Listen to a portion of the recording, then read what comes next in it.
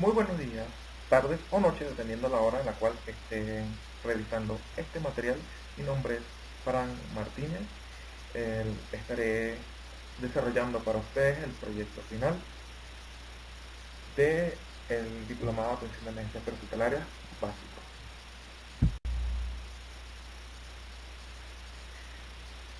Ante ustedes, el distinguido cuerpo evaluador, estaré desarrollando mi proceso de proyecto, por medio del cual les presento en este momento lo que será la anatomía de cada diapositiva a trabajar.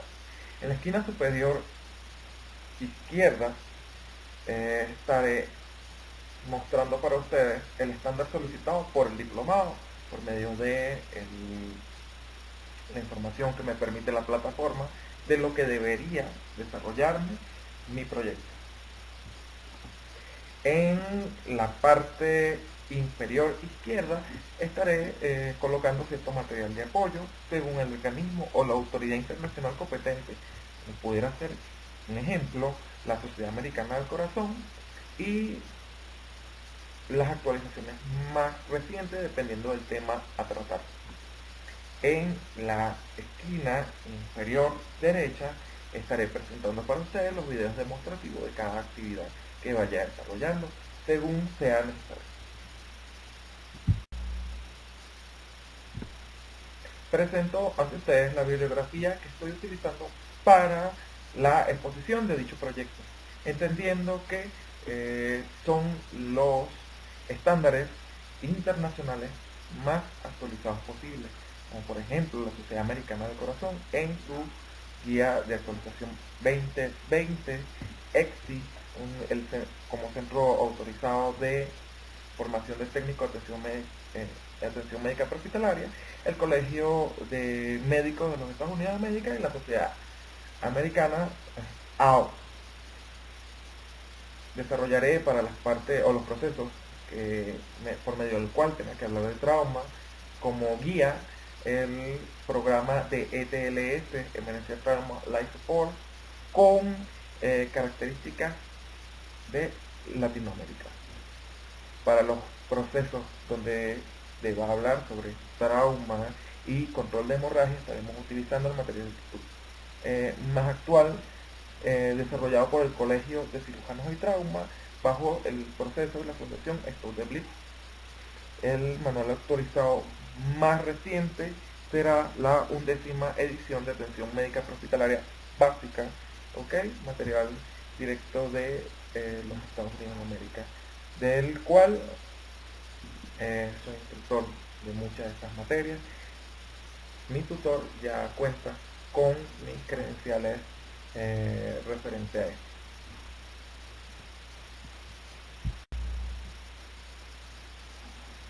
El estándar de competencia inicia de la siguiente manera. Me pide que describa el procedimiento general al llegar a la escena, que describa lo que es bioseguridad, paso de la evaluación inicial y demostrar las maniobras para la correcta apertura de la vía aérea. Enumere también las medidas preventivas al asistir a un paciente.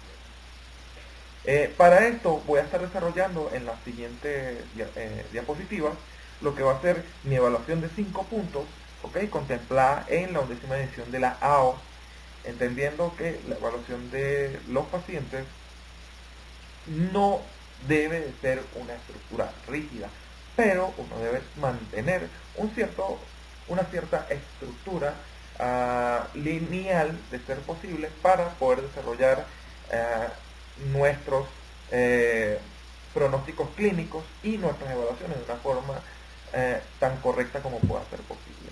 Entonces, esto inicia con la evaluación de 5 puntos, posterior continúa con una evaluación primaria y luego hace una evaluación secundaria.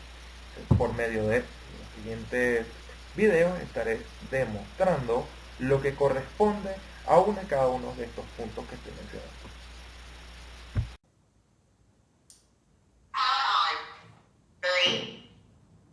En la atención prehospitalaria, cuando hablamos de atención del paciente, en la mayoría de las ediciones de múltiples libros anteriormente, se decía que la evaluación del paciente inicia en el momento en el cual yo arribo y hago contacto con el mismo.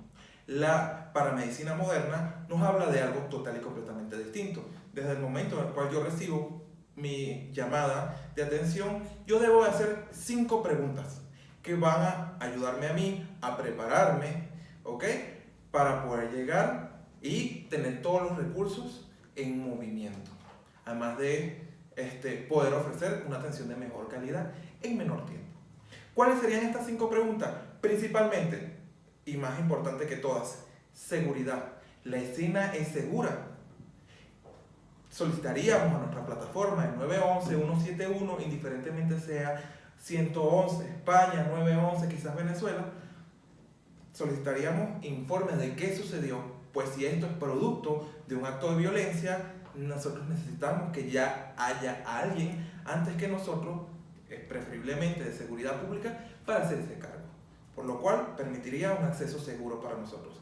La segunda pregunta, ¿cuántas víctimas son? Es importante para saber qué cantidad de recursos tengo yo que empezar a desarrollar y si soy suficiente, ¿ok?, para atender todas las necesidades e imprevistos que pueda ofrecerme esta escena. La tercera pregunta sería el mecanismo de lesión o la naturaleza de la enfermedad, siempre y cuando esta haya sido compartida, ¿ok?, a los proveedores. En el caso contrario, solicitarla, ¿ok?, para que ellos puedan brindarme esa información. ¿Qué significa esto? Bueno, que hagan una investigación por medio de la cual yo podré tener una idea si esto es producto de alguna enfermedad como comorbilidad latente o si es producto de un evento traumático. En el caso de que fuera un evento traumático es importantísimo porque es diferente la lesión que va a tener una persona a una caída de propia altura, a una caída de 3 metros o a la de una colisión vehicular. Ya producto de evidencia científica podemos darnos una idea de que si me dicen de que son 2 pasajeros de un vehículo que impactó contra una pared, ya yo puedo hacerme la idea de que, ok, ¿qué potenciales lesiones puede tener el conductor que no necesariamente va a tener el copiloto? ¿Vale? Incluso aquel que hizo el llamado podría solicitársele que evidencie si había dispositivo de restricción de movimiento, como pudiera ser el cinturón de seguridad, entre algunos otros datos importantísimos. Listo, entonces tenemos escena segura, número de víctimas, mecanismo de lesión, naturaleza de la enfermedad y ahora la siguiente pregunta sería la necesidad de recursos adicionales. Es decir, yo solo puedo abordar esta urgencia, ¿vale?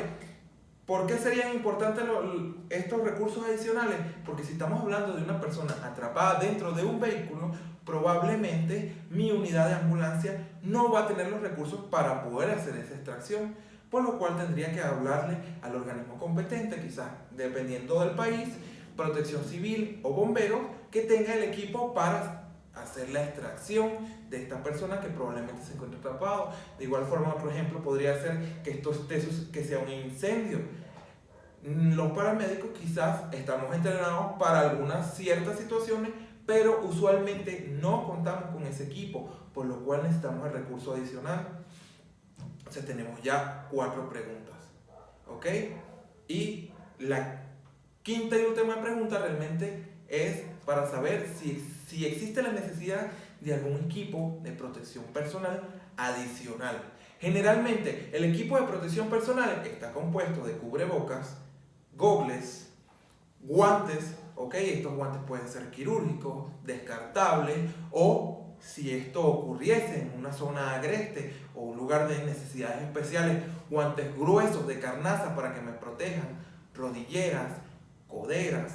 En la actualidad estamos intentando salir de una pandemia, la cual nos mostró la importancia de hacer todas estas preguntas. ¿Por qué? Porque ante un caso sospechoso de COVID, nosotros debíamos de prepararnos con un equipo especial, conocido como TAIBE. Ya no podía ser el cubrebocas convencional, debía ser un respirador específico con unas válvulas específicas, unas caretas y unos ciertos dispositivos de seguridad para nosotros poder atender a este tipo de pacientes.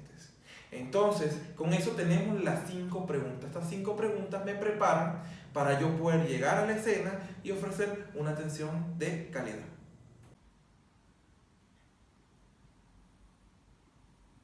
Técnico 1, Central 911. Con buenos días, técnico 1, adelante, indique.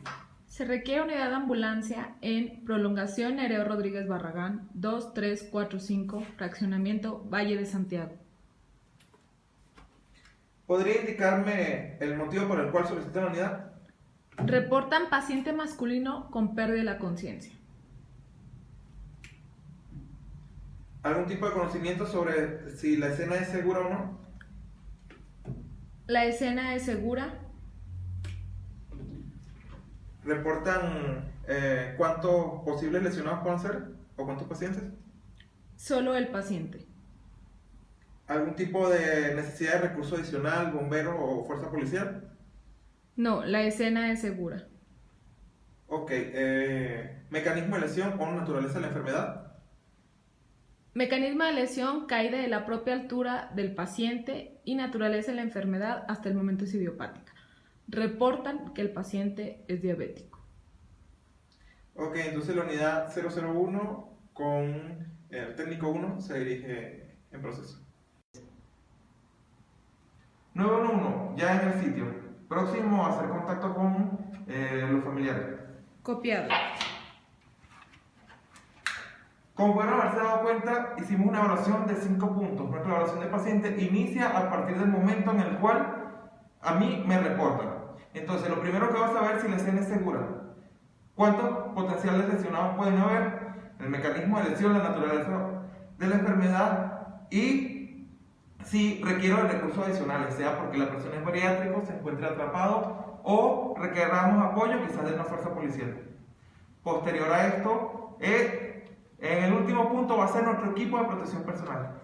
Si bien, dependiendo de la situación por la cual me llaman, siempre el estándar va a ser guantes de protección, guantes de látex, protección para mis ojos y protección respiratoria. Procedemos. Continuando con la evaluación primaria. La evaluación primaria vamos a dividirla en dos secciones. El primer renglón de estos va a ser la impresión general. No necesariamente tengo que hacer un contacto directo con mi paciente para comenzar mi evaluación del mismo. A distancia, ya en primera instancia, yo puedo percatarme de cosas como, por ejemplo, su estado de alerta, el cual estaremos desarrollando por medio de la mnemotecnia ATPI. Si el paciente está alerta, si responde a estímulos verbales, si responde a estímulos dolorosos o si simplemente está inconsciente. Si este nos habla, podemos incluso visualizar si existe alguna hemorragia que ponga en riesgo la vida, además de su queja principal, en el caso de una ausencia de la hemorragia. Entonces todavía no hemos hecho el contacto directo con el paciente, pero en la distancia puedo percatarme de estos factores. Una vez más cerca, incluso antes de comenzar la evaluación primaria propiamente dicha, yo puedo darme cuenta de cómo se encuentra su ventana cutánea, si está pálida, si es cianótica, si es diaporética, sin aún haber hecho el primer contacto. Posterior a esto, ahora sí, iniciamos con la evaluación primaria. Posterior a esto, que se va a desarrollar por medio de el acrónimo de A, B, C, D y E, la cual estaré desarrollando a continuación en el siguiente video. Una vez que he hecho contacto con los familiares, me presento. Muy buenas tardes, soy el paramédico Fran Martínez. Vengo a ayudarle. ¿Me permite ingresar a su domicilio? Sí, por favor. Ingresamos al domicilio, evaluamos potenciales situaciones de riesgo, arriba, al centro, abajo, entendiendo que la escena puede ser segura, entonces ingreso. Lo primero que hago es desarrollar una impresión general por medio de la cual intento hacer contacto visual con el lesionado y desarrollar, si se encuentra consciente por medio de la mnemotecnia, ADVI, alerta verbal al dolor o inconsciente. El paciente hasta el momento no hace contacto visual conmigo, por lo cual la alerta no se encuentra. ¿Verbal? Buenas tardes. ¿Cómo se llama su familiar? Juan. Señor Juan, ¿puede escucharme? Sin ningún tipo de respuesta, por lo cual no responde estímulos verbales. ¿Ok? Señor Juan, ¿puede escucharme? No me oye. ¿Ok? Hacemos una pequeña presión sobre la uña. ¿Ok? Como un estímulo doloroso, al cual no responde, por lo cual mi paciente se encuentra inconsciente. En la impresión general desarrollo observar si existe algún tipo de sangrado que pueda poner en riesgo la vida. En este momento no se encuentra. Ahora, posterior a haber hecho nuestra impresión general, evaluamos compromiso en la vía aérea, o sea, la evaluación de la A. Entonces, intentamos ver si pasa el aire, si la vía aérea se encuentra permeable. En el caso de no estar permeable, la mayoría de las veces se obstruye con la propia lengua, por medio del cual, si no presumimos hasta el momento ningún tipo de lesión cervical, podemos desarrollar frente a mentón. ¿Vale? Elevamos, observamos, podemos ver, escuchar y sentir, ¿ok?, su respiración, por lo cual su vía aérea hasta el momento es permeable. Pasamos a la B. En la B, ¿qué vamos a buscar? Que sus ruidos respiratorios sean normales, que su expansión torácica sea normal, por medio de una termotecnia que se llama PRIA, por medio de la cual vamos a valorar profundidad, ritmo, intensidad y amplitud de su respiración. Entonces seguimos con la C, que sería la evaluación de la circulación. Sí, vamos a evaluar pulso central y periférico. ¿Vale? Queremos intentar diagnosticar que estos sean lo más iguales posible. Entonces, una vez evaluado A, B, C, vamos a proceder a evaluar la D. ¿Ok? Podríamos evaluar Glasgow, Cincinnati, entre algunas otras técnicas de valoración. Posterior a haber desarrollado mi A, B, C, D, E, ¿ok?, puedo entonces continuar con mi exploración física, que sería la E. Si empezamos céfalo-caudal, es decir, del cráneo hacia adelante. Entonces, paramos cráneo. ¿Qué vamos a buscar en el cráneo? Evaluación, contusión, laceración, edema, inestabilidad, dolor al tacto, quemadura, y así. Una vez que llegamos al cuello, vamos a evaluar distensión venosa yugular, desviación de tráquea. Una vez que llegamos al torso, vamos a evaluar clavícula, esternón, arco costal. El mismo se va a evaluar en forma de piano. Posterior a terminar acá, continuaremos con el abdomen. El abdomen podemos dividirlo en 4 o en 9 cuadrantes. Indiferentemente sea que lo hagan, ¿qué estamos buscando? Conocer si su abdomen es rígido, duro, doloroso a la palpación. Quizás él se pueda encontrar en algún estado de inconsciencia que me permita presionar y darme cuenta si él manifiesta algún tipo de dolor. Una vez que continúo esto, llego a las piernas, donde voy a buscar deformación, contusión, abrasión, laceración, edema, inestabilidad, dolor al tacto. En una a la otra, subo con sus extremidades superiores. Posterior a esto, ya puedo decir entonces que es culminado con mi evaluación primaria general. Procedo entonces a mi evaluación secundaria, por medio de la cual voy a evaluar todos los signos nuevamente, pero ahora voy a buscar cuantificación. Manejo y apertura de la vía aérea. La literatura nos manifiesta que podemos hacerlo por medio de dos técnicas, es decir, técnicas manuales y la utilización de dispositivos, que serían las técnicas mecánicas. En las técnicas manuales estamos hablando de, por ejemplo, la elevación frente a mentón, como la pudiste haber visto en el video anterior. Aparte de esta, hay otra maniobra manual conocida como tracción mandibular. Vamos a dividir esta en 3 pasos. El primer paso va a ser colocar una mano a cada lado de la cabeza de la víctima, pudiendo apoyar los codos sobre la superficie en la cual tendría esta. El segundo paso será colocar los dedos en los ángulos de la mandíbula de la víctima y levantarla con ambas manos, desplazando la mandíbula hacia adelante, como puede verlo en la imagen. Si los labios se cierran, empuje el labio inferior con el pulgar para abrirlo, o utilice la maniobra de chasquido de dedos. Así se desarrolla la técnica de la tracción mandibular. Ahora, por lo que corresponde a las técnicas de manejo de la vía aérea por medios mecánicos, estaríamos hablando desde la cánula orofaringia, la cánula nasofaringia, pasando por los dispositivos supraglóticos y terminando con uno de los dispositivos de práctica más compleja, como será la intubación endotraqueal. Entiéndase algo, debemos trabajar desde el mínimo hasta el máximo. ¿Qué significa esto? Si puedo trabajar mi paciente por medio de maniobras manuales, no debería entonces llegar yo hasta las maniobras mecánicas. Y en el caso de que me tocase manejar mi paciente por medio de maniobras mecánicas, si esto lo demandase así, entonces yo debería iniciar desde la cánula orofaringea o la nasofaringea según las necesidades de mi paciente, entendiendo las aplicaciones de las mismas, cuáles son sus contraindicaciones y respetándolas por sobre todo. Entendiendo que, posterior a esto, en el caso del personal de atención médica prehospitalaria básica a nivel internacional, se maneja que debería, ojo, no es una limitación, pero debería manejarse al menos hasta supraglótico, entendiendo que el supraglótico requiere un mínimo entrenamiento, tiene una tasa muy alta de eficacia, a diferencia de lo que sería la intubación endotraqueal, que sería quizás nuestro último recurso, en algún caso excepcional. En casos más extremos pudiéramos estar hablando de traqueostomía o manejo de las vías aéreas quirúrgicas. Sin embargo, esto escapa a el desarrollo profesional del técnico de atención médica prehospitalaria básica.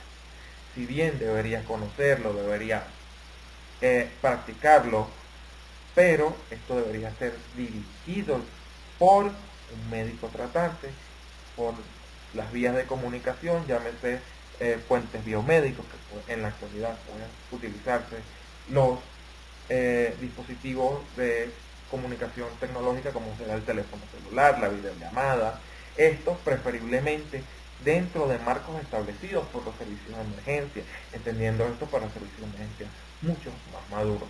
Sin embargo, no en todas partes de Latinoamérica esto puede llegar a ser posible.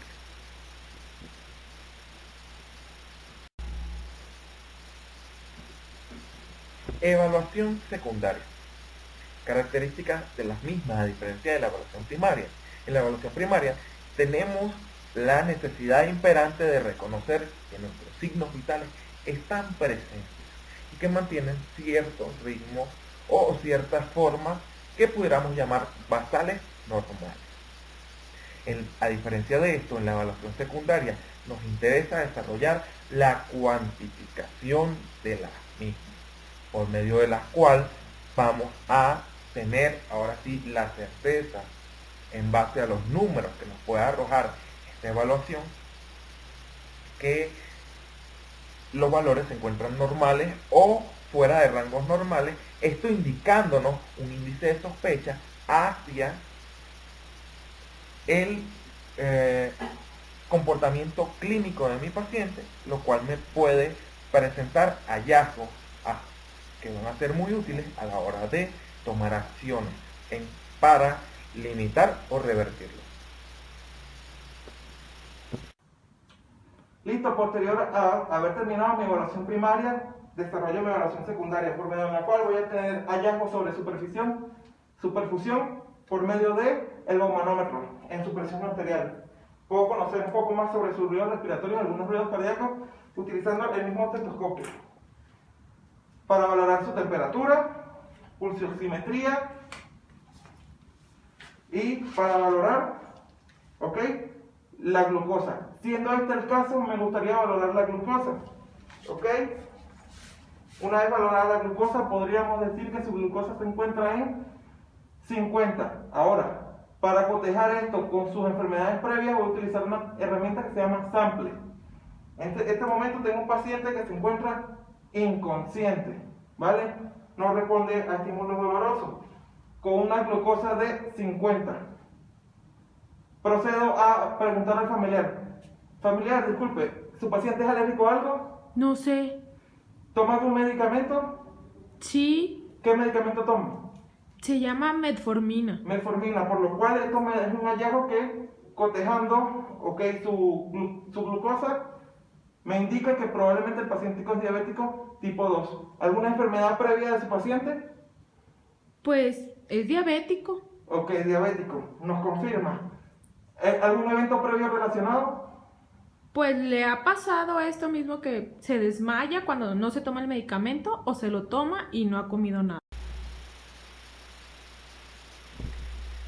En la evaluación secundaria también debemos tener en cuenta que existen una cierta cantidad de herramientas conocidas como mnemotecnias, que simplemente van a hacer una asociación de letras a palabras para poder guiar nuestra evaluación clínica y poder llegar a ciertos índices de sospecha que me permitan descubrir las alteraciones físicas, físicas y fisiológicas también del comportamiento de mi paciente. Como pudiéramos estar hablando principalmente, un ejemplo, sample. Por medio del sample podemos conocer o hacer una evaluación sobre los signos y síntomas que está presentando mi paciente. Ahí preguntamos si mi paciente tiene algún tipo de alergia. Por la M preguntamos si mi paciente toma algún tipo de medicamento, lo cual también me va a arrojar un índice de sospecha hacia las enfermedades que se pueda tener, entendiendo que no siempre los pacientes son expertos de sus enfermedades. Un ejemplo común y cotidiano de la carrera es que uno pregunta, disculpe, ¿usted sufre de algún tipo de enfermedad? Te dicen que no. ¿Usted toma algún medicamento? Y te dicen, yo tomo metformina, entendiéndose que la metformina es un medicamento de elección primaria para padecimientos como la diabetes mellitus tipo 2.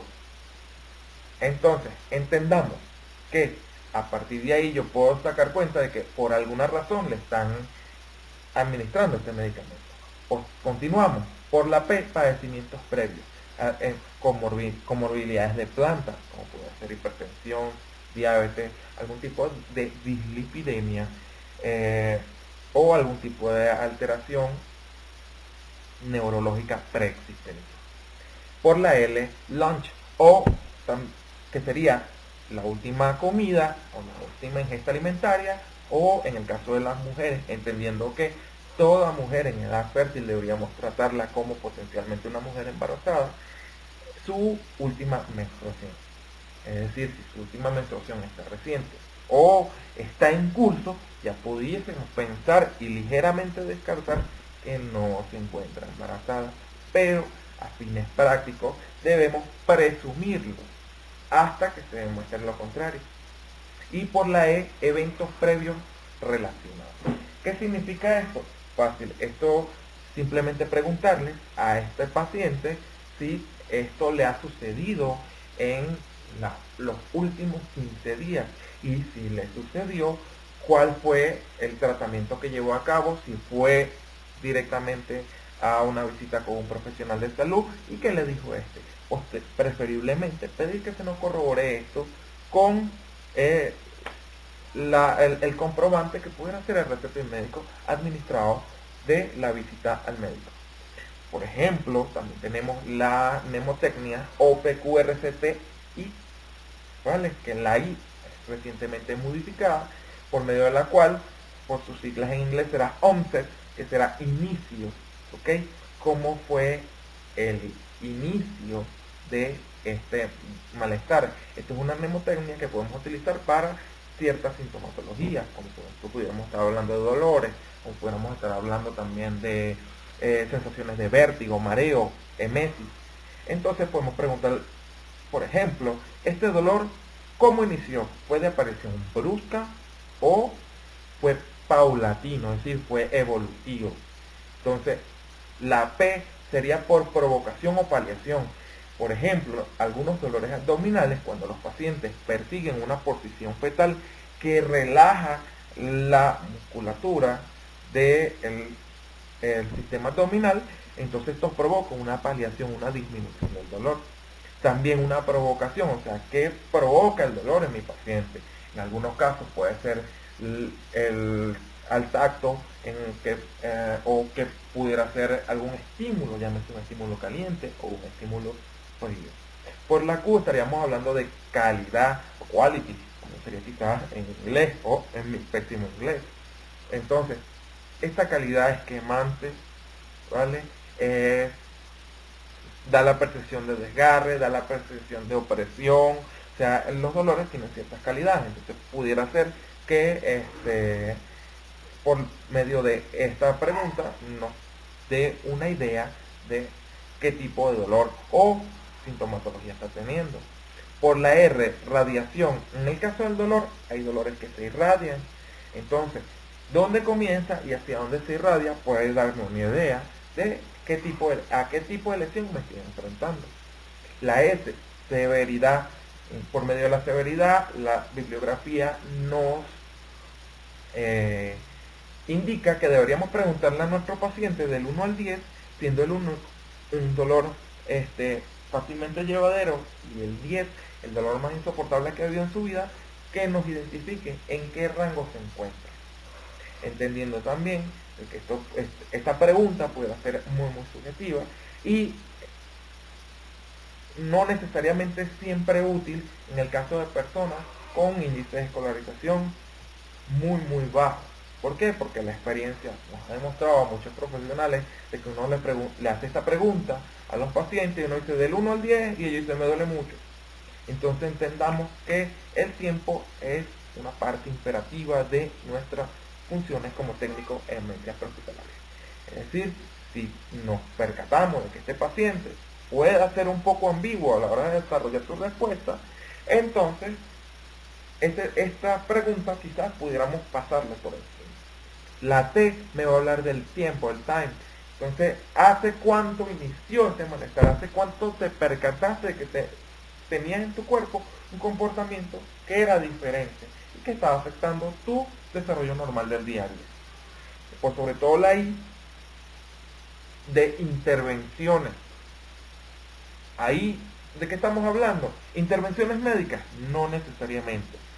Si estás sacando a tu paciente de un traslado de un hospital A a un hospital B, entonces te puede llegar y solicitar esa pregunta. ¿Qué intervenciones tiene mi paciente que debo yo tener al contacto durante mi trayecto?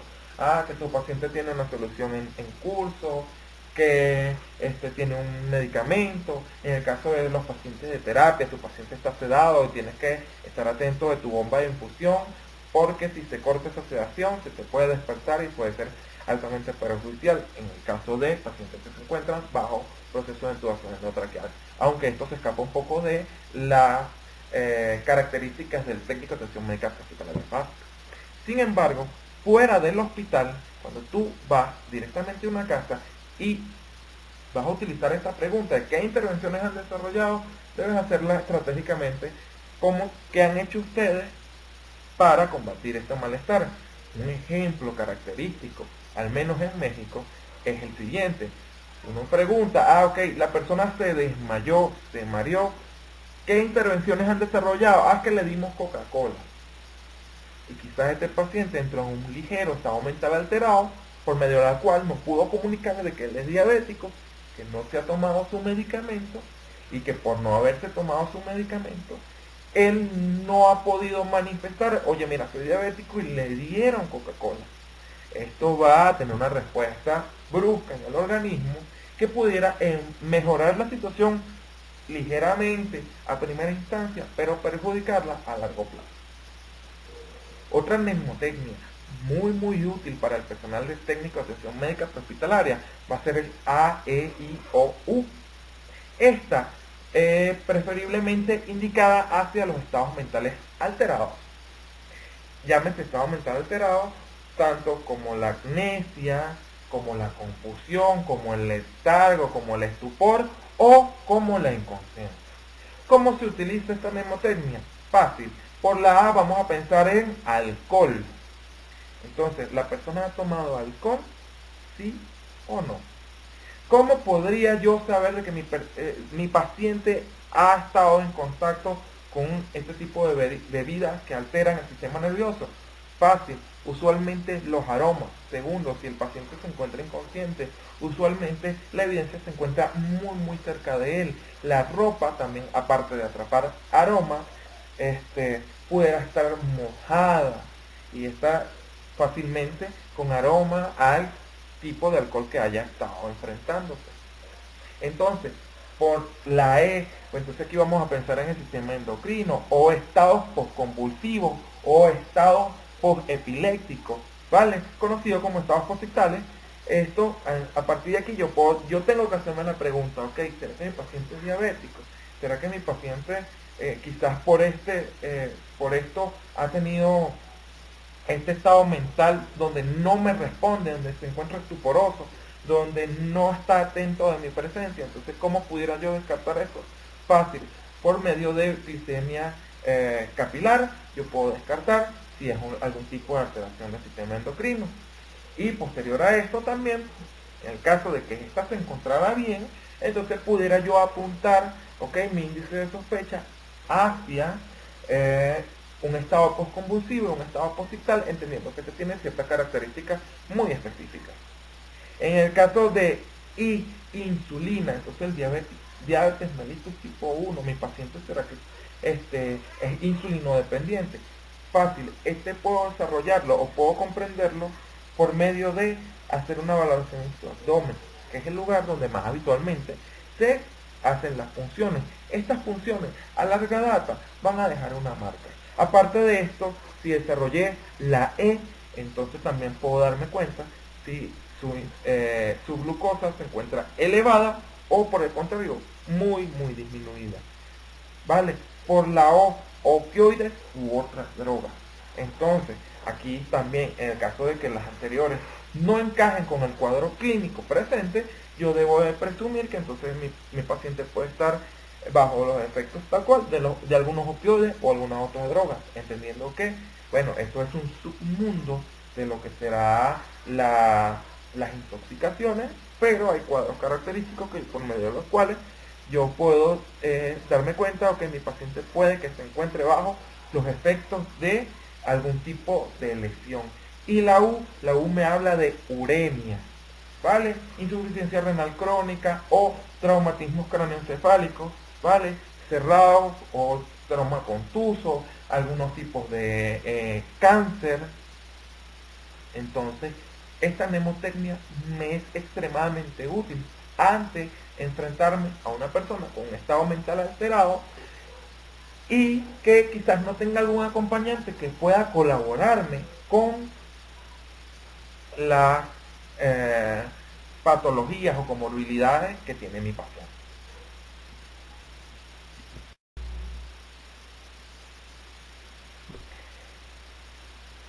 Estándar solicitado por ustedes me dice que enumere las diferentes formas de movilizar y trasladar a un paciente.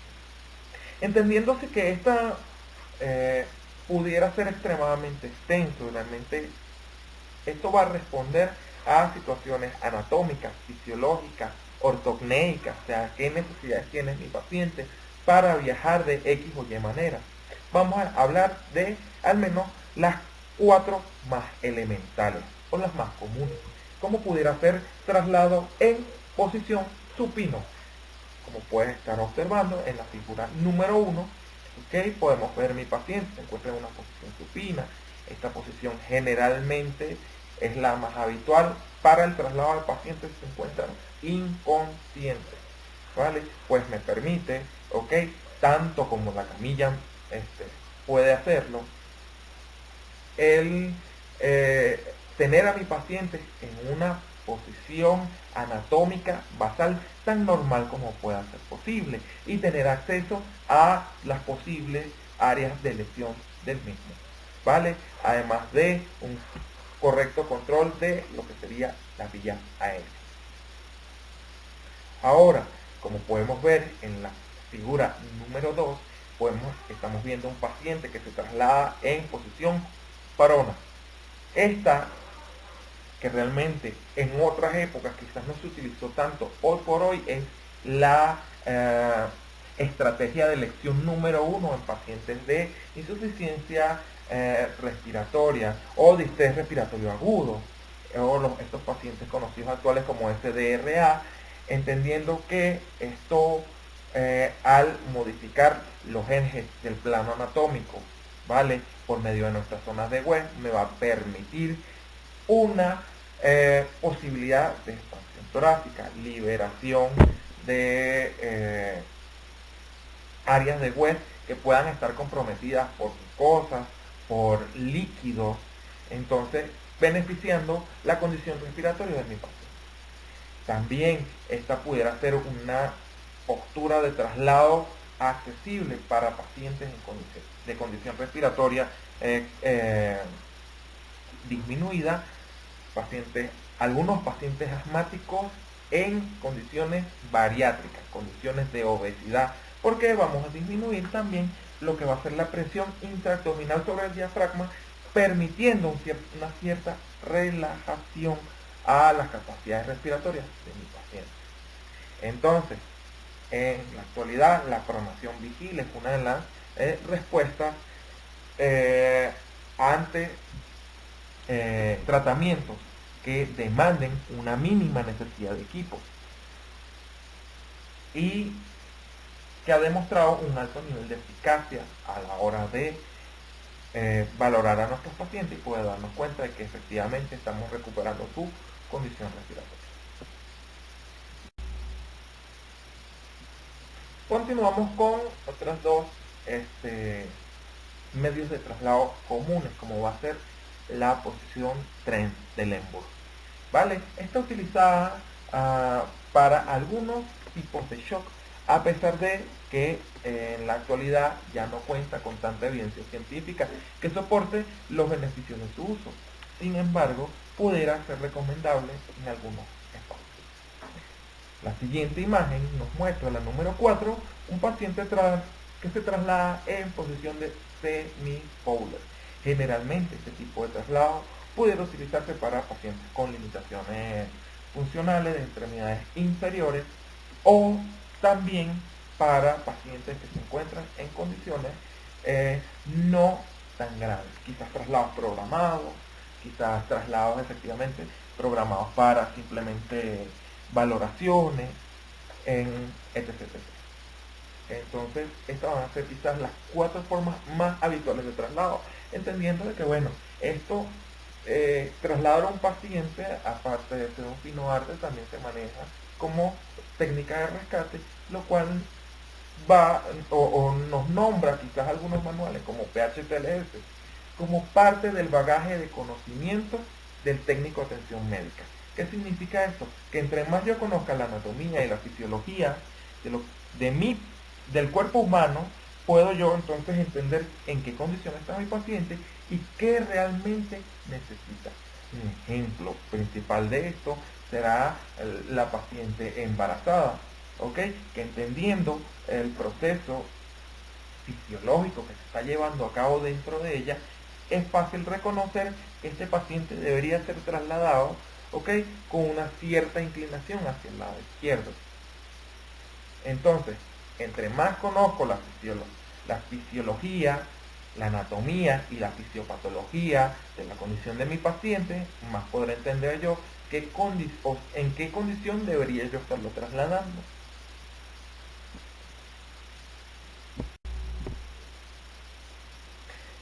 Nombrar las causas de obstrucción parcial o total de la vía aérea superior. Entendamos que esto es inmenso, ¿vale?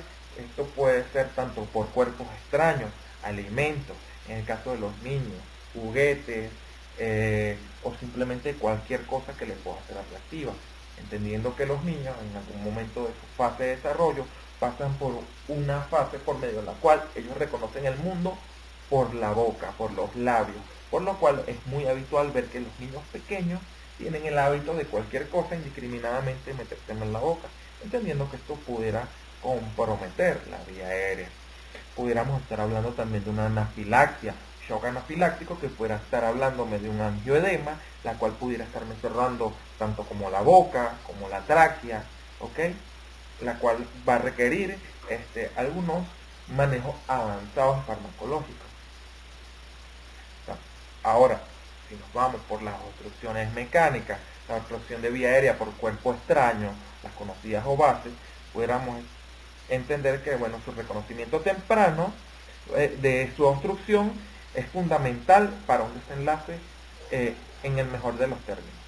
Es importante distinguir esta situación de emergencia de otras, como el desvanecimiento, el accidente cerebrovascular, el ataque cardíaco, la convulsión o la sobredosis con fármacos, pues estas, si bien me van a causar una dificultad respiratoria súbita, van a requerir un tratamiento totalmente diferente. Entonces, los cuerpos extraños pueden causar una serie de signos de obstrucción de la vía aérea, desde leves hasta graves. Vamos a detallarlos un poco. Cuando hablo de signos de obstrucción leves de la vía aérea, estoy hablando de, bueno, un intercambio medianamente adecuado de aire. Este se puede presentar con una ligera tos forzada y sibilancias entre accesos de tos, lo cual me dice que la vía aérea está obstruida parcialmente. Muy a pesar de las creencias populares, de las palmadas en la espalda, ¿ok? En la actualidad, la Sociedad Americana del Corazón simplemente nos dice que las acciones correspondientes son animar a la víctima a que continúe tosiendo, sin interferir en los intentos propios de ella para eliminar la obstrucción, quedándose con ella y siempre animándola e impulsándola a que tosa. Si la obstrucción leve de la vía aérea continúa o comienza a presentar unos signos de obstrucción grave, entonces deberíamos hacer activación del sistema médico de emergencia, entendiendo que en este caso somos nosotros, es simplemente animarlo. Ahora, ante una obstrucción grave de la vía aérea, los signos más característicos pudieran ser principalmente la víctima sujetándose del cuello, pulgar y mano, realizando un signo universal de la obstrucción de la vía aérea, como puedes verlo en esta imagen. Así se vería quizás en un adulto, así se vería quizás en un niño. Esta persona no puede hablar y aquellos supervivientes manifiestan posterior a distintas evaluaciones que a veces ni siquiera llorar pudieran. Intercambio insuficiente que puede llegar incluso a ser inexistente. Tos efectiva débil o ausencia total de esta. Ruido agudo a la inhalación con ausencia de ruidos exhalatorios. Y dificultad respiratoria creciente, posiblemente una cianosis. Está entendiendo que simplemente la piel empieza a tomar o adquirir un tono azulado. ¿Cuáles serían las acciones del reanimador en este caso particular? Bueno, la víctima hay que reconocer, la víctima es adulto o un niño, y si este niño ya puede comunicarse. Le preguntamos si sufre de algún tipo de obstrucción. Si la persona siente y no puede hablar, se trata de una obstrucción grave de la vía aérea. ¿Vale?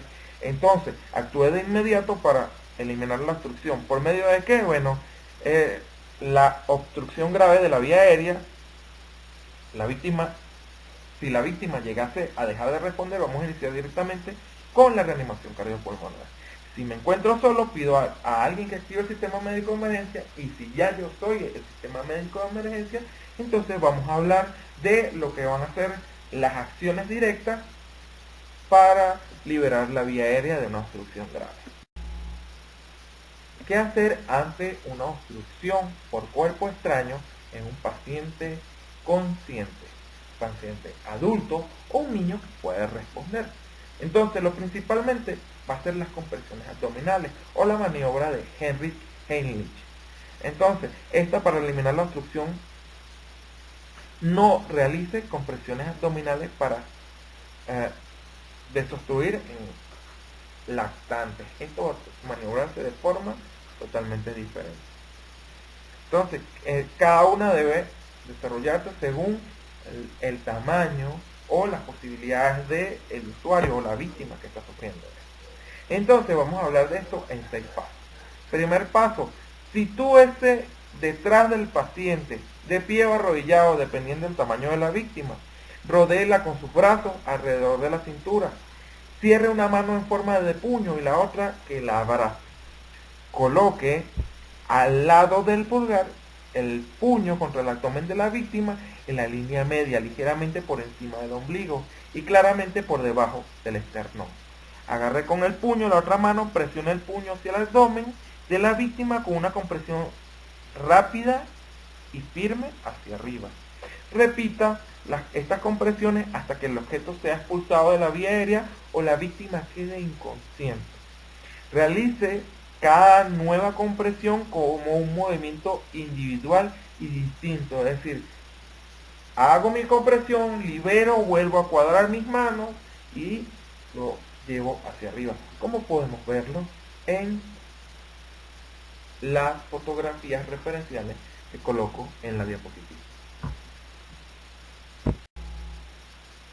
Importantísimo, en el caso de víctimas embarazadas o paciente bariátrico, deberíamos realizar compresiones torácicas en vez de compresiones abdominales, entendiendo que va a ser difícil en el caso del bariátrico, y en el caso de la mujer embarazada existe un producto allí que me debe hacer entender que estoy trabajando no solamente con un paciente, sino con dos pacientes. Por sobre todo en el caso de las pacientes embarazadas, comprender total y completamente que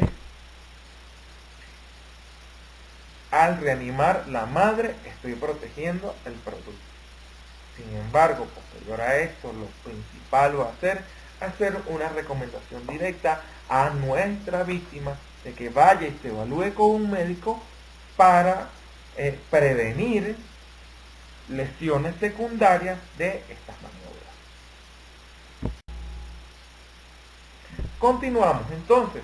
La desobstrucción de la vía aérea en un adulto o un niño que no responde, entonces lo principal aquí es que el estado de la víctima puede agravarse hasta dejar de responder. Si sabe que el estado de la víctima se debe a una obstrucción de la vía aérea por cuerpo extraño, tendrá que buscar el cuerpo extraño alojado en la garganta. ¿Ok? Esto solamente lo haremos siempre y cuando esté ahí a la vista y podamos acercarnos con las manos. Evitemos hacer barridos a ciegas. Lo segundo será, baje la víctima hasta el suelo en el caso de que usted ya esté reanimándola y pierda la conciencia, llévela con cuidado. Si comprueba que está dejando de respirar, entonces inicie una RCP por las compresiones torácicas. No busque el pulso, probablemente él se encuentre allí. Nuestro problema ahorita no es cardíaco, es respiratorio. En el siguiente paso, cada vez que abra la vía aérea para desarrollar ventilaciones, abra la boca de la víctima por completo y, si es posible, intente observar si se encuentra el objeto. Si observa el objeto y cree que puede retirarlo con facilidad, sáquelo con los dedos. Si no ve ningún objeto, no haga barrido a ciegas. Continúe con una RCP. Después de unos 5 ciclos o 2 minutos de RCP, activa el sistema de respuesta de emergencia, o si ya deja el sistema de respuesta de emergencia, continúe. En ocasiones es posible que la víctima de obstrucción ya esté inconsciente al momento en que uno la encuentra. En esta situación es probable que desconozca la existencia de la obstrucción de la vía aérea por cuerpo extraño, por lo cual inicie la RCP de alta calidad tan pronto como pueda ser posible. Como acotación de interés o dato fundamental, realizar ventilaciones eficaces cuando hay una obstrucción de la vía aérea va a ser extremadamente útil. Cuando una víctima de obstrucción pierde la conciencia, los músculos de la laringe podrían relajarse. Esta circunstancia podría convertir una obstrucción completa o grave de la vía aérea en una obstrucción parcial. Además de las compresiones torácicas, pueden generar como mínimo tanta fuerza igual a las compresiones abdominales, lo que favorece a la expulsión del objeto. Realizar 30 compresiones y después, de ser posible, retirar el objeto. Si se encuentra a la vista, podría administrarle finalmente ventilaciones eficaces. Sabrá que ha conseguido eliminar la obstrucción de la vía aérea en la víctima que no responde cuando perciba movimiento de aire, observe que el tórax se eleva y realiza ventilaciones. Cuando usted vea y retira el cuerpo extraño de la garganta, o después de eliminar la obstrucción de la vía aérea que no responde, trátela como haría en cualquier víctima que no responde. Busque respuesta, compruebe la respiración y el pulso, confirme que en este caso el sistema de respuesta está activado, realice la RCP de alta calidad o ventilaciones de rescate según resulte necesario. La víctima responde, bueno, entonces anímela a buscar atención médica inmediatamente posible, pues se deben evaluar las posibles complicaciones derivadas a las compresiones abdominales o las compresiones torácicas. Por lo cual es importantísimo, indiferentemente de que nuestro paciente sale, debe buscarse atención médica tan inmediatamente como pueda ser posible. Continuamos. Entonces vamos a hablar un poco del algoritmo de paro cardíaco en adultos para profesionales de la salud que proporcionan el soporte vital básico o el Basic Life Support. Esta actualización corresponde a la actualización 2020. Lo principal que tenemos que hacer es confirmar la seguridad de la escena. Entendamos que como profesionales de la salud extrahospitalario, la seguridad de la escena, ¿ok?, es una de nuestras primeras prioridades y desde que estamos en nuestra base, confirmar la seguridad de la escena va a tener un grandioso nivel de prioridad. ¿Ok? Entonces, una vez que llegamos, intentamos establecer contacto y verificar si la víctima responde o no responde. En el caso de que no responda, entonces se le comunica al resto del equipo. Mi paciente no responde. Entonces, solicitamos que la unidad de atención médica, si cuenta con dispositivo del DEA, intentar obtenerlo de forma inmediata. Lo principal es comprobar si la víctima respira o solo jadea o boquea. Entiéndase, si jadea o boquea hay que tratarlo como simplemente si no respira. Pues esto no es una respiración normal, es simplemente un impulso cerebral que está intentando reproducirlo, pero que ya no está teniendo implicaciones. Entonces, si debo verificar, esto no debería tardar más de 10 segundos. Entonces, si hay una respiración normal y hay pulso, entonces controlamos y procedemos a continuar con reevaluación de paciente para determinar cuál es el estado mental alterado o el porqué del estado mental alterado tan pronto como esto pueda ser posible y proceder con nuestro traslado tan inmediatamente como sea posible. Ahora, hay otra posibilidad de que haya pulso, pero que mi paciente no respire con normalidad. Entonces, deberíamos proporcionar ventilaciones de rescate, una cada 5 o 6 segundos, o unas 10 a 12 ventilaciones por minuto. Entendamos que en la actualización 2020 aún nos comentan de que pudieran ser entre una a cada 6 a 8 segundos, entendiendo que esto me va a dar una relación de 12 a 20 por minuto. ¿Vale? Continúo con mi ventilación de rescate, compruebo el pulso cada 2 minutos y si en algún momento no llegase a haber pulso, inicio con mis maniobras de RCP. ¿Vale? Esto también pudiera hacer si no hay respiración, si simplemente hay un jadeo, un boqueo, y una ausencia de pulso, inicio directamente con la RCP. Continuamos. Una vez que inicio entonces mi RCP, debo iniciar por medio de las compresiones, 30 compresiones y 2 ventilaciones. Y por sobre todas las cosas, utilizar el DEA tan pronto como este esté disponible. ¿Vale? Una vez llegado el DEA, lo primero que tenemos que hacer es encenderlo, ¿ok? Seguir las instrucciones que me va a brindar el dispositivo. Estas me van a indicar que conecte, ¿ok? Los parchos, si es que el DEA ya de por sí no es de este modelo, que ya los trae conectados de una vez, o me va a indicar en este caso que los coloque sobre el pecho desnudo del paciente, entendiendo que mi paciente pudiera estar mojado, pero el área donde yo voy a colocar mis parchos debe estar seca, ¿ok? Entonces, este dispositivo va a comprobar el ritmo y nos va a enfrentar a dos situaciones. La primera situación, que esté ante un ritmo no desfibrilable, lo cual debe indicarme a mí que debo reiniciar la RCP aproximadamente unos 2 minutos o hasta que el DEA me indique para permitir la comprobación del ritmo nuevamente. Y ahora en el caso, ¿ok?, de que el ritmo sea desfibrilable, entonces, bueno, administrar una descarga entendiendo que debo de ser garante de que nadie esté tocando al paciente. Ahora, posterior a esto, si mi paciente no recupera, ¿ok?, el pulso y la respiración espontánea, yo debo continuar con las maniobras de RCP, 30 compresiones, 2 ventilaciones, hasta los próximos 2 minutos. Entendamos algo, cuando no tengo, ¿ok?, un ritmo desfibrilable, puede ser que me encuentre ante dos posibilidades: que mi paciente tenga una sistolia o de que mi paciente tenga una actividad eléctrica sin pulso. En el caso de que yo tenga un ritmo desfibrilable, ¿ok?, los ritmos desfibrilables van a ser la fibrilación ventricular sin pulso y la taquicardia ventricular sin pulso. Estos son los únicos dos ritmos desfibrilables para el algoritmo de paro cardíaco. ¿Por qué? Porque, bueno, sí existen algunos otros ritmos desfibrilables, incluso desfibrilables con pulso. que se escapan a las competencias del soporte vital básico y los técnicos de atención médica prehospitalaria básico. Estos son destrezas más correspondientes al soporte vital cardiovascular avanzado.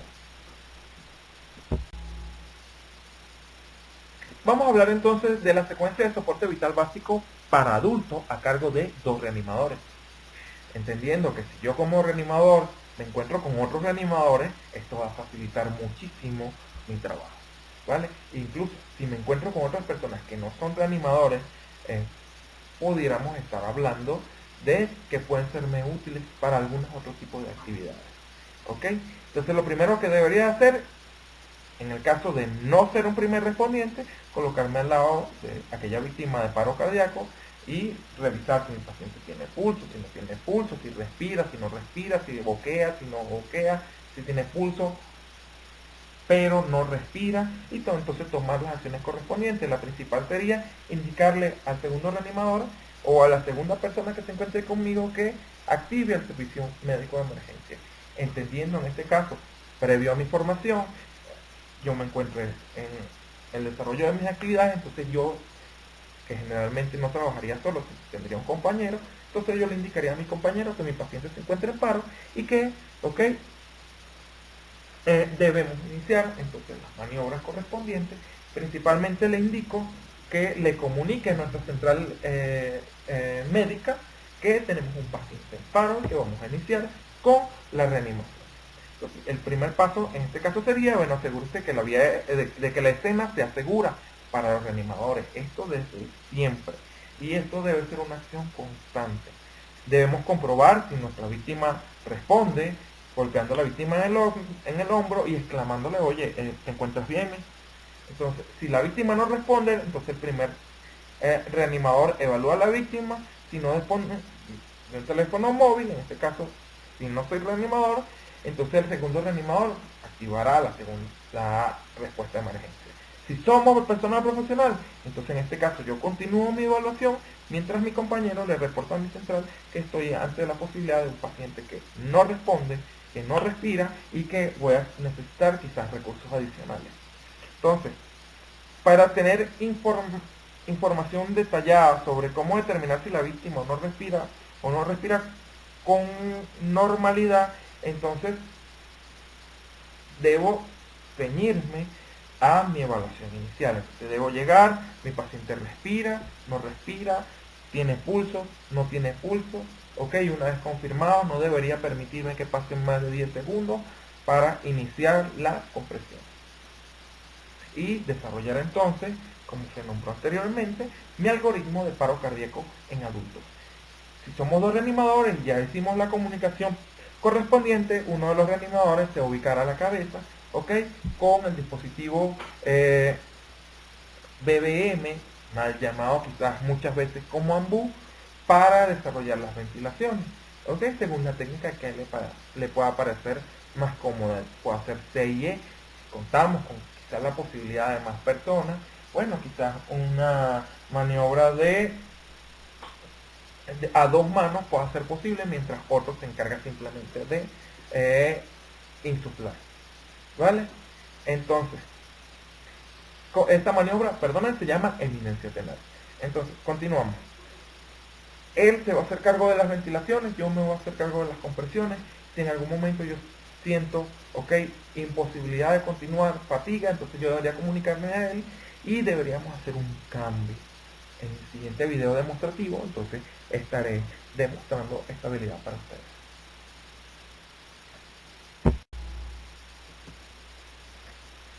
Listo, entonces para poder cerrar el tema de RCP y el soporte vital básico, hay que tener en cuenta que al menos hasta el nivel básico debemos concentrarnos en que nuestros conceptos críticos de una RCP de alta calidad estén cubiertos, igual que los datos fundamentales.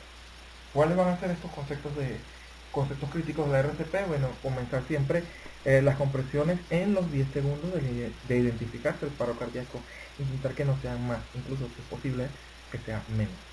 Comprimir fuerte y rápido, comprimir siempre con una frecuencia entre 100 y 120 compresiones por minuto, con una profundidad de al menos 5 centímetros, lo cual sería 2 pulgadas en adultos. En niños puede mantenerse esta medida también. En el caso de un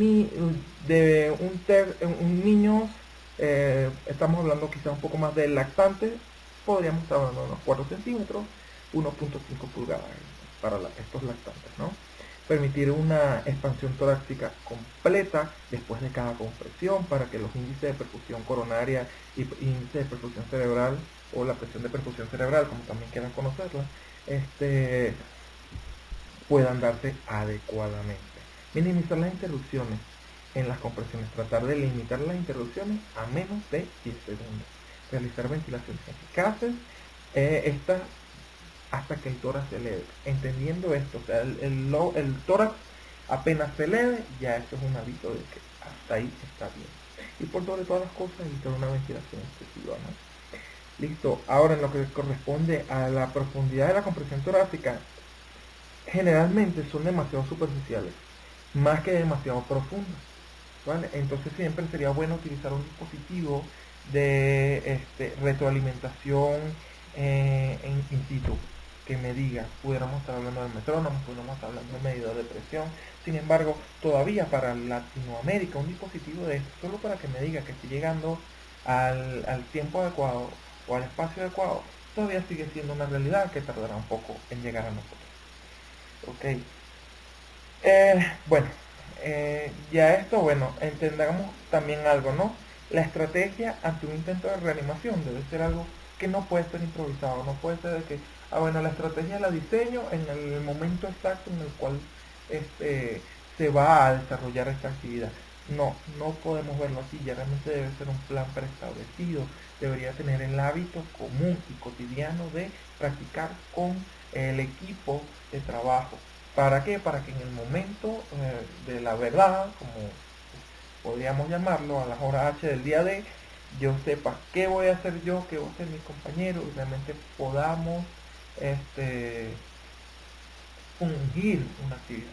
El ejemplo que utilizo yo muy comúnmente con mis alumnos es el siguiente.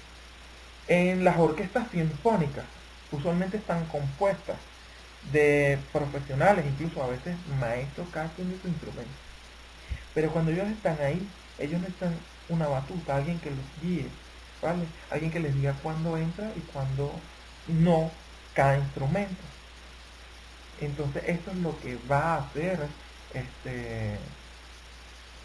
la diferencia entre una sinfonía con una melodía exquisita a una sinfonía totalmente descoordinada. Entonces todos somos profesionales, sí, todos somos profesionales, pero no sé, quizás yo generalmente en el grupo con el que habitualmente trabajo soy el que dirige, pero esta vez voy a ser el que da las compresiones, o en la siguiente vez me toca ser el que ventila, porque el otro también, igual que yo, tienen la misma cultura, y tenemos que esto tenerlo ya prehecho, ser automático. ¿Por qué? Porque en estos momentos el tiempo es oro, y este oro, podríamos estar diciéndolo de alguna manera un poco más jocosa, el tiempo es cerebro, el tiempo es corazón, y entre más tiempo perdido, más cerebro perdido, entre más corazón perdido, menos posibilidades. Entonces, esto cierra entonces este pequeño círculo. Sin embargo, entendiendo que esto es mucho más extenso de lo que quiera aparecer aquí, podríamos estar hablando de que si queremos profundizar están los conceptos superiores de una RCP avanzada para RCP básica, que me estaría hablando de las H, de las T, entender que solamente hacer compresiones no es suficiente, yo debo entender cuál es la causa del paro cardíaco y atenderla. Entonces, hipotermia, o hipocalemia, neumotoras a tensión, indiferentemente de cuáles sean estas H y estas T, yo debo de intentar conocer, y durante mi proceso de reanimación intentar llegar y coincidir. Ok, es que su situación era hipoxia, listo, entonces esas ventilaciones tienen que ser lo mejor posible, nosotros tenemos que mantener este corazón.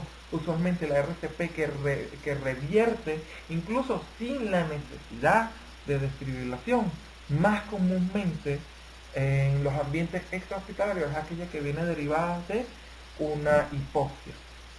Sin embargo, cuando estamos hablando de toxinas, cuando estamos hablando de anafilaxia, no estamos hablando de neumotora de tensión. Si no descomprimimos la neumotora, jamás mi paciente va a salir del paro.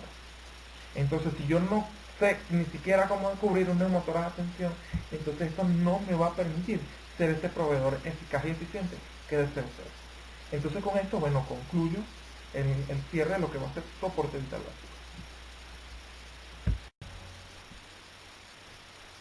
En una urgencia hipotética, como lo que podemos estar observando en este momento, lo primero que haría sería optimizar mis recursos, entendiendo que la necesidad rebasó mis capacidades.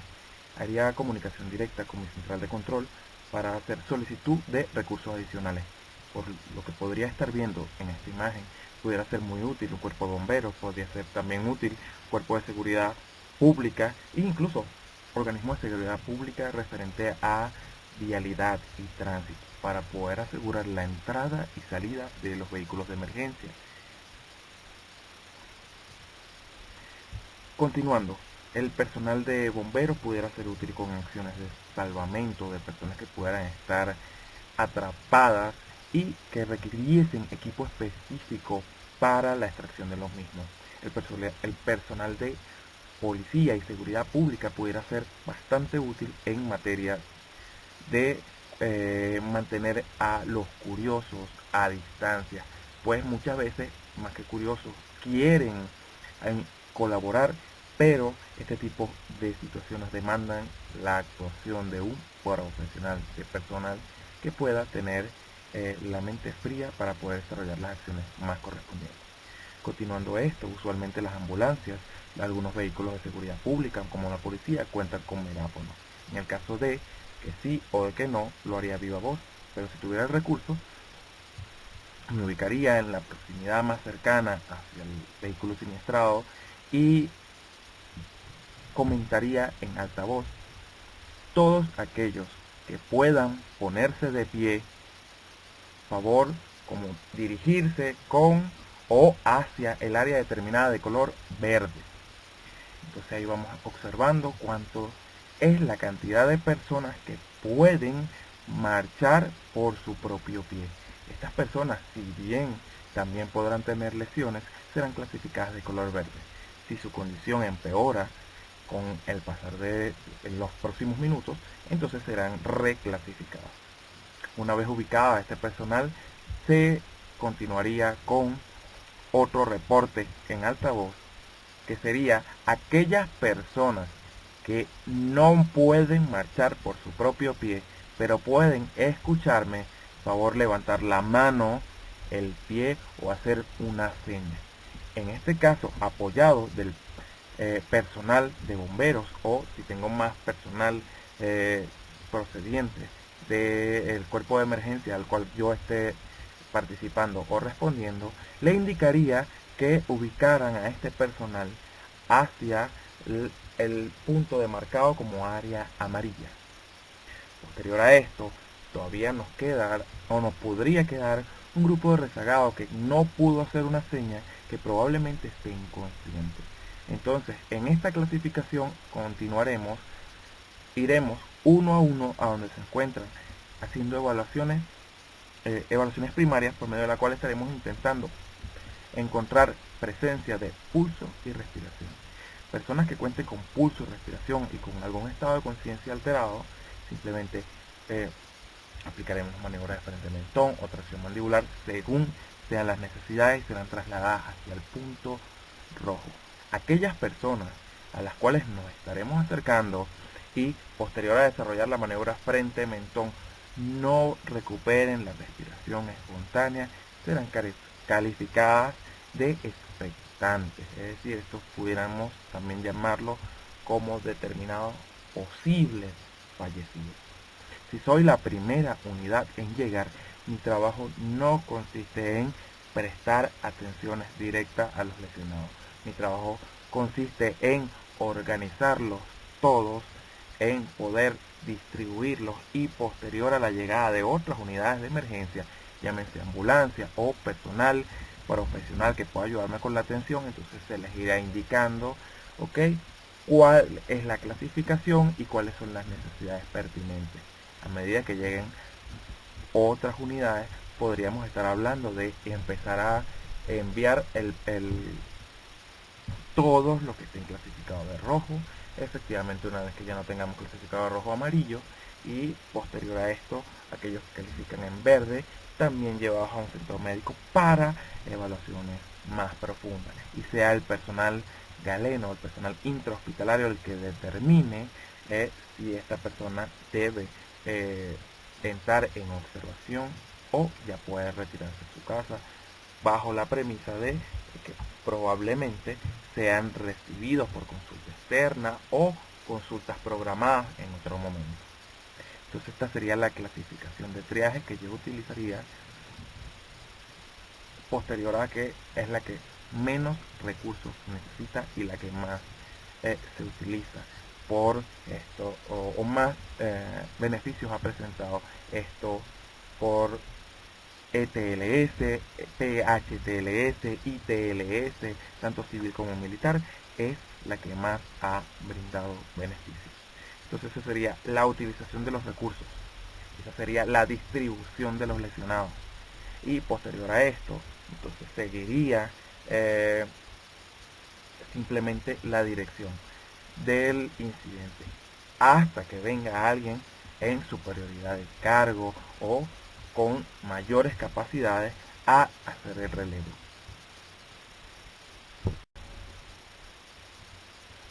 Entonces, para hacer un resumen rápido de lo que sería la clasificación y triaje para incidentes con saldo masivo de víctimas, podríamos estar hablando de que todos aquellos lesionados que puedan mantener una marcha autónoma e independiente serán clasificados como verdes y se les orientará hacia qué lugar deben ubicarse para posteriores atenciones.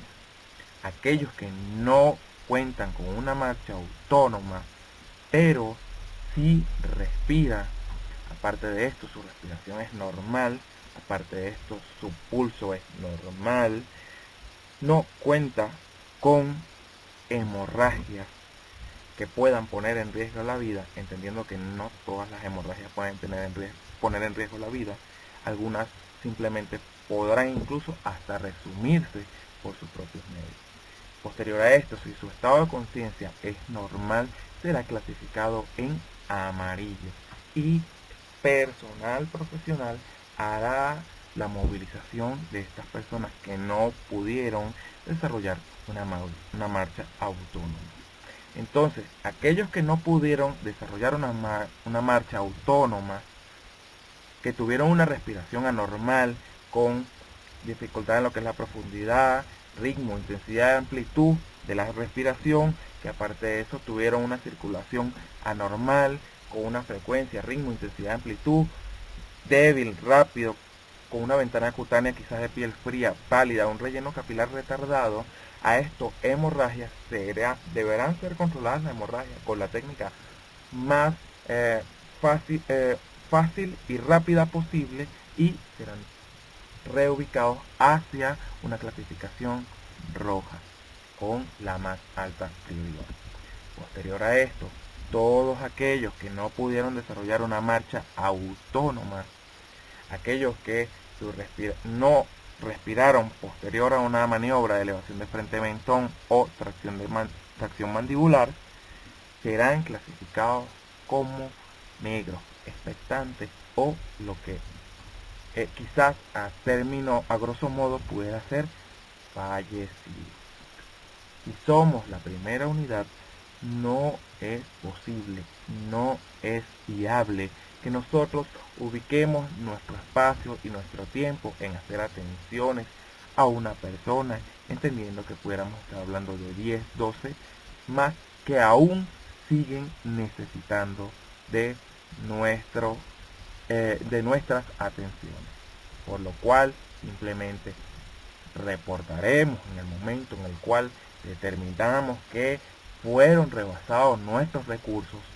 Somos 3 personas, son 10, 12, 15 personas, necesitamos otros recursos, entendiendo que en Latinoamérica a veces pudiera ser complejo, pudiera ser mucha la cantidad de limitaciones. Podríamos estar hablando de que en un vehículo de ambulancia, según su tamaño, según la cantidad de tripulación que ésta haya podido traer, entonces podemos estar hablando que pudiera estar viajando un paciente de clasificación roja y otro de clasificación amarilla, entendiendo que este de clasificación amarilla preferiblemente haya recibido una evaluación rápida por medio de la cual al menos descartemos lesiones articulares en lo que pueda ser columna, en lo que pueda ser también trauma cráneo. A partir de ahí entonces pudiera ser que pudiéramos estar jugando para movilizar mayor cantidad de lesionados con la menor cantidad de recursos, esto convirtiéndonos en personal más eficiente. Así como esto, PHTLS describe que este tipo de desarrollo, este tipo de maniobra, va a desarrollarse según el bagaje de conocimientos del proveedor de emergencias. ¿Qué significa esto? Aquí va a venir el uso de la técnica, la maña, el intelecto y la experiencia a decirnos cuántas posibles lesionados podrán viajar en una unidad, entendiendo que puedan tener al menos, ¿ok?, un personal extra. Generalmente las unidades de emergencia se abordan con de 2 a 3 personas.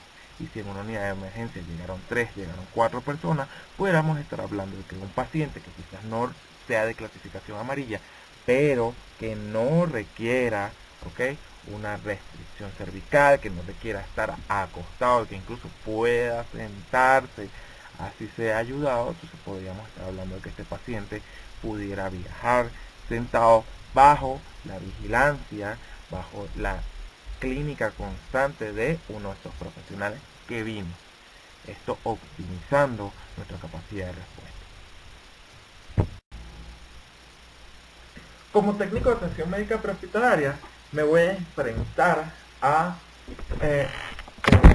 muchas situaciones que pudieran derivar en un compromiso legal, ¿vale?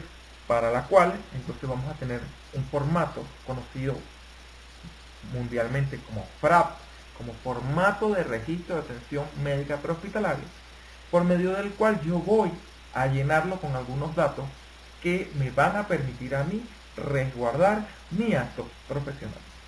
¿Ok? En la mayoría de los casos se va a desglosar de la siguiente manera. Comparto para ustedes. Lo principal va a ser datos del servicio, día, mes, año y directamente en nombre el día de la semana, como puede verlo en la siguiente imagen.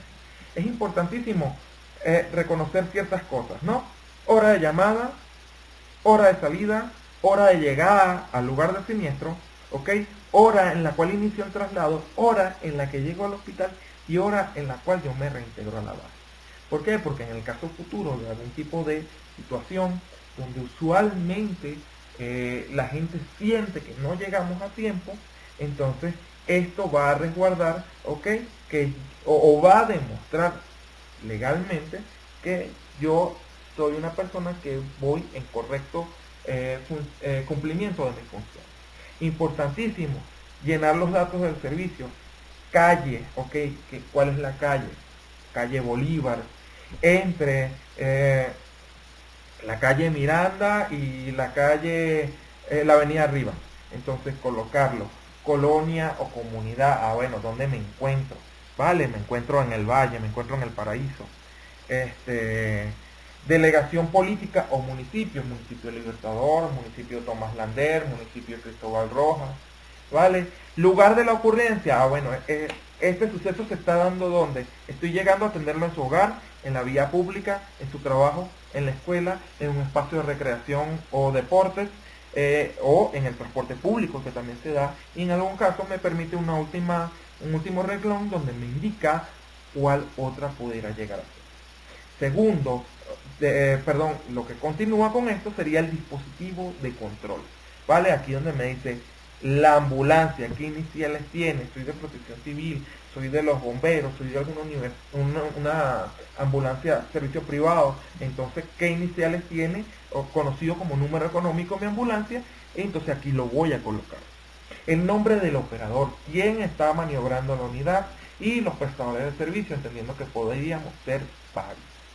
Si yo me encuentro en una unidad de aeromedicina y me estoy dirigiendo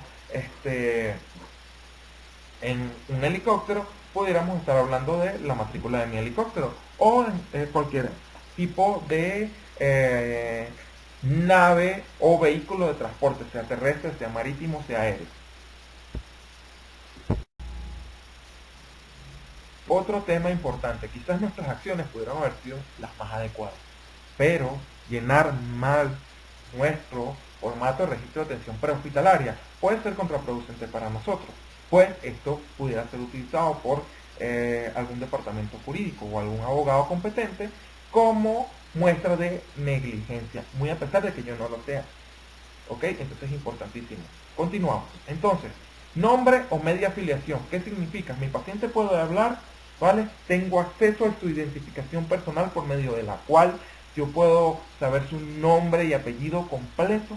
Entonces, sexo, indiferentemente de todo este desarrollo, esta evolución que está teniendo, que binario, que no binario, que los derechos humanos, aquí es el sexo biológico de la persona. ¿Ok? ¿A qué factor te reconoces por naturaleza? ¿Eres hombre o eres mujer?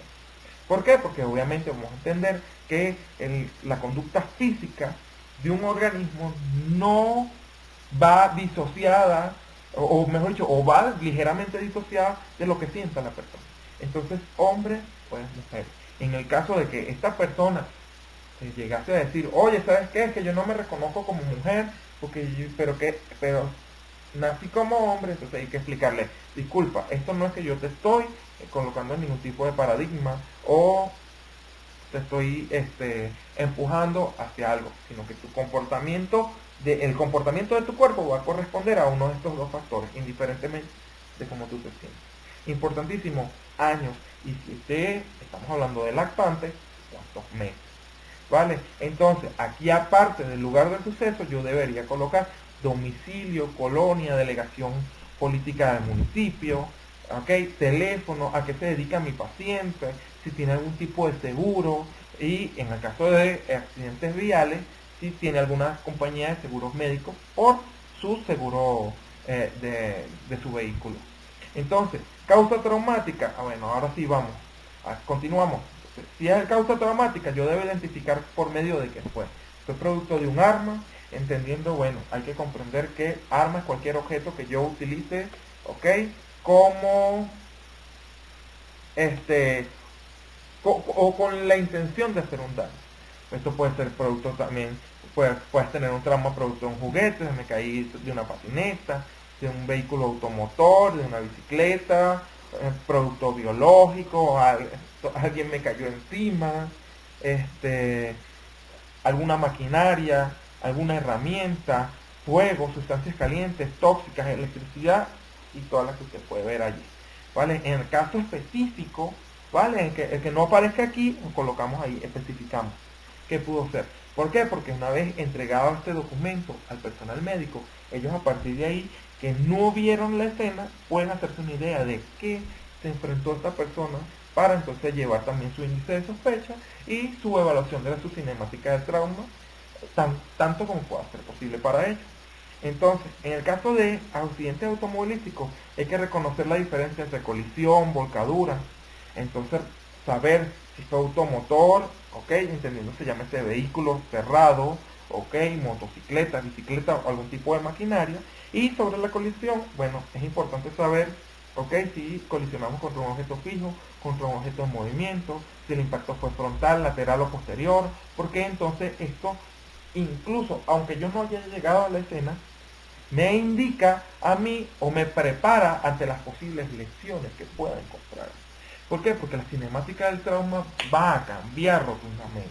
Y las posibles lesiones a las cuales yo me voy a enfrentar, ya yo me puedo preparar. Ya yo sé que yo tengo que bajarme con una férula directamente porque el accidente me puede haber generado unas lesiones óseas en automático. Todavía no lo he visto, pero ya yo me estoy previniendo para. Y recuerden que en nuestra materia cada segundo cuenta.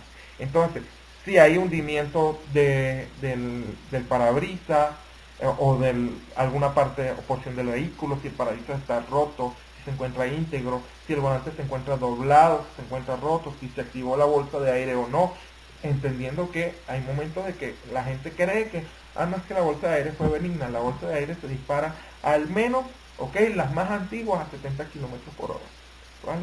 Nos limita de una posible lesión externa, poco más complicada, pero ella también podría llegar a lesionarme. Importantísimo saber si el cinturón de seguridad estaba colocado o no, si mi paciente se encontraba dentro o fuera del vehículo, si se fue eyectado y en el caso de que haya sido peatón contra vehículo o vehículo contra peatón, mejor dicho, verificar, ok, fue vehículo automotor, fue motocicleta, fue alguna maquinaria, fue alguna bicicleta, para poder entonces llevar nuestros índices de sospecha a los esquemas posibles más acertados. Y si por el caso particular, ok, que esto fuera producto de una causa clínica, ¿cuál pudiera ser? ¿Cuál sería el origen probable? Entendamos, nosotros no diagnosticamos oficialmente, pero tenemos que ser expertos en una evaluación que me lleve a tener unos índices de sospechas tan altos como y tan efectivos como pueda ser posible, para entonces poder yo diagnosticar o llegar a la presunción de si el origen probable de las lesiones de mi paciente son neurológicas, cardiovasculares, respiratorias, metabólicas, digestivas, urogenitales, genitales, psicoemotivas, musculoesqueléticas, infecciosas, oncológicas, entre cualquier cantidad de otros. ¿Vale? También yo debería colocar aquí si esto es primera vez que sucede o si es subsecuente, si es algo que a mi paciente le ocurre habitualmente. ¿Vale? Es importantísimo poder llegar a estas conclusiones para que yo poder sacar los cuadros clínicos más específicos posibles. Además de esto, que ante una repercusión legal, esto pudiera entonces ser, en unos términos bastante coloquiales, ¿ok?, el salvavidas, ¿ok?, que impide que yo me ahogue ante un efecto legal. Esto, a partir de aquí, los esquemas de formato de atención prehospitalaria pueden llevar muchísimas cosas, desde los signos y síntomas cuantificados ya, es decir, 120 sobre 80 de presión arterial, 95 de saturación parcial de oxígeno, 12 respiraciones por minuto, 70 frecuencia cardíaca, glicemia de X. Entonces, tanto como eso, incluso hasta un apartado de se niega a la atención médica prehospitalaria. ¿Por qué? Porque entonces, recuerden, negligencia, impericia, imprudencia y abandono son temas legales muy densos, en los cuales nosotros tenemos que ser 100% expertos. ¿Ok? Entonces, bueno, con esto concluyo yo el proyecto, ¿ok?, de mi proyecto final del diplomado de atención médica prehospitalaria básico.